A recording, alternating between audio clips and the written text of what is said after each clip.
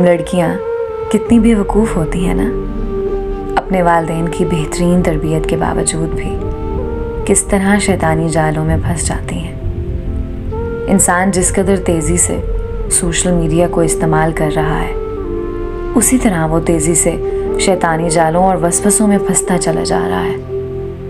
आज की कहानी एक ऐसी ही नादान लड़की की कहानी है जिसका ताल्लुक गवादर बलूचिस्तान से है। तकरीबन 4 साल पहले मैं बड़ी शौकीन थी पबजी गेम की। दिन रात खेलकर अपना वक्त ज़ाया करती। उस गेम में ही एक फेक आईडी से एक लड़का लड़की बनकर मेरे साथ बहुत अच्छी गेम खेलता रहा और मैं बेवकूफ़ भी उसे लड़की ही समझती रही। तकरीबन 2 साल तक हम दोनों फ्रेंड्स बनकर गेम खेलते रहे। वो लड़की मेरी बहुत गहरी दोस्त बन गई। 3रे साल में उसने बड़ी चालाकी से कहा कि तुम्हें पता है, हम अपने बड़े भाई के लिए रिश्ते देख रहे हैं और मैं तुम्हें बहुत टाइम से जानती हूँ।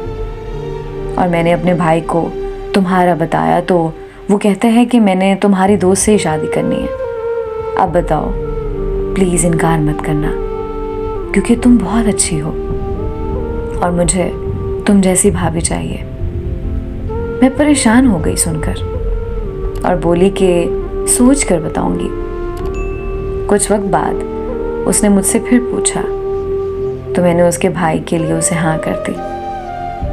शायद वही वक्त था मेरी बदनसीबी का। उस लड़की ने अपने भाई का नंबर दिया और उसकी फेक आईडी दी और उसके भाई ने मेरे साथ बात करना शुरू कर दिया। और मैं बेवकूफ़ लड़की समझती रही कि शायद वो दोनों बहन भाई हैं, जबकि वो एक ही इंसान था जो बहन और भाई दोनों बनकर मेरे साथ बात किए जा रहा था। उसने मोहब्बत के झांसे में ऐसा उतारा कि मुझे कुछ समझ ही ना आई।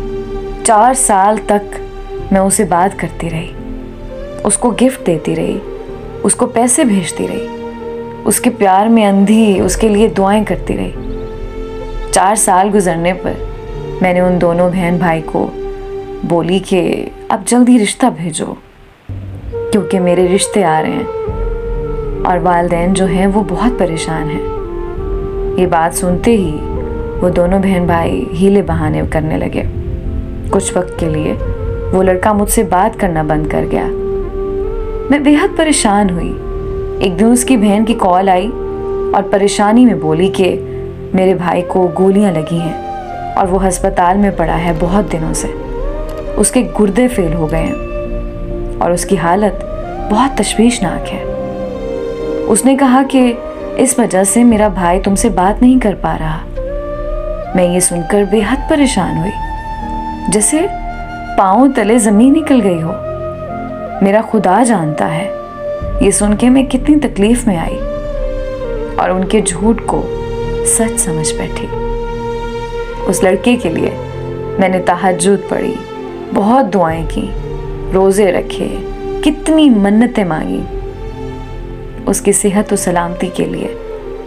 जब काफ़ी वक्त गुजरा और उन दोनों का कुछ पता नहीं था तो मैं शक में पड़ी और अपने एक दोस्त से पता करवाया कि ये दोनों बहन भाई कौन हैं, कहाँ के हैं और वो लड़का किस अस्पताल में ज़ेर इलाज है। तो पता करवाने पर पता चला कि वो तो कोई बहन भाई नहीं है, बल्कि वो लड़का ही एक ही बंदा है जिसने अपनी नकली तस्वीर और आईडी दी। उसको कोई गोली नहीं लगी, कोई गुर्दे फेल नहीं हुए। ये सब सुनकर मानो ऐसा लगता था कि जैसे दुनिया ही बदल गई हो। उस तकलीफ को ना तो मैं घर वालों को बता सकती थी ना किसी और को। उन फेक बहन भाई की आईडी से आज तक मैं ब्लॉक हूँ।